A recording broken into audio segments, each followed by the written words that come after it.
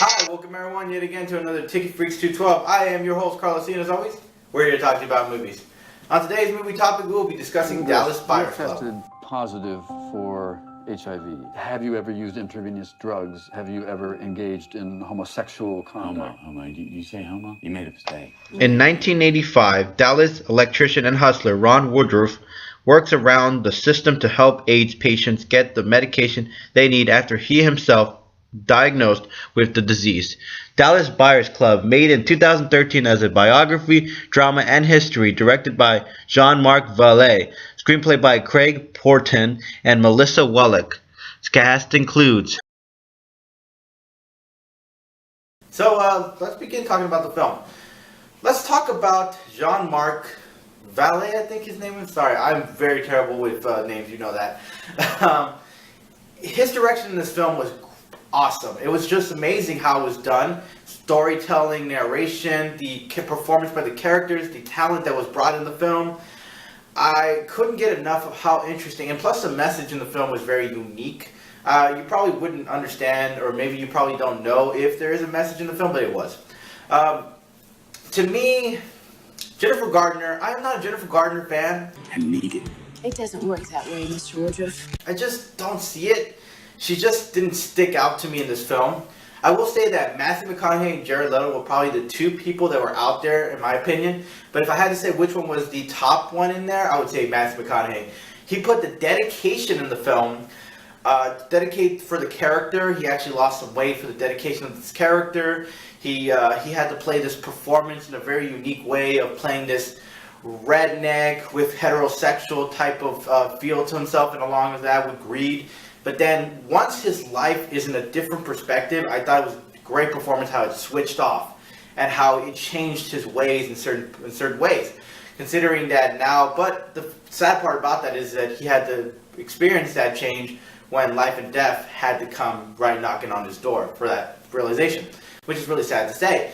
Newsflash for y'all. There ain't nothing out there can kill Ron Woodruff in 30 days. Jared Leto in this film was the second best thing about the film. Been looking for you, Lone Star.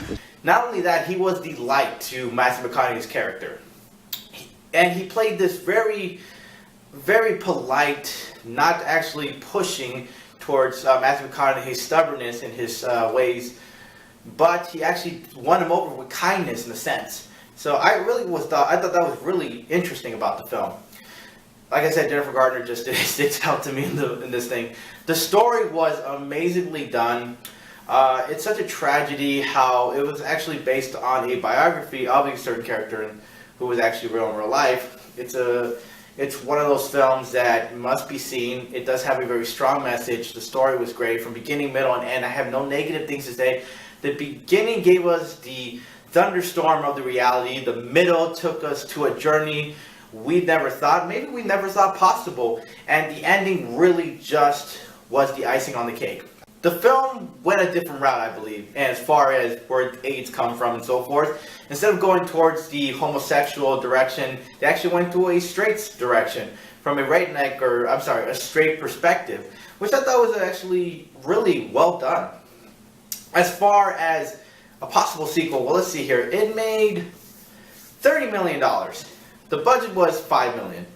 So, yeah, $25 million is a lot of money. If they wanted to, they could make a sequel. However, it is biography, so literally doubt that they're going to make a sequel to this film. It's already done its course. They didn't want to do something different from that, something somewhat similar. I really doubt that would ever happen. Now, as far as ratings-wise, Rotten Tomatoes rated at a 94%. IMDb rated at a straight 8. Ticket Freaks from 1 being bad to 5 being a must-see film. I'm going to rate this at a 5. This is a Ticket Freak choice. Honestly, I have no negative comments. I thought Matthew McConaughey really is becoming a great actor. I have honestly going to say that I had my doubts about him. Jared Leto was really talented as this cross-dresser homosexual. And Jennifer Gardner, she still was great in the film. The story was great. The location, the time and the presence it brought, greatly done. However, I will say that, as a fair warning, if you are homophobic, and extreme homophobic, this is not your film. Granted, there is no sexual content of homosexuality, but there is a guy playing a cross-dresser homosexual. So if you're not really that comfortable with seeing this film like that, don't watch this film.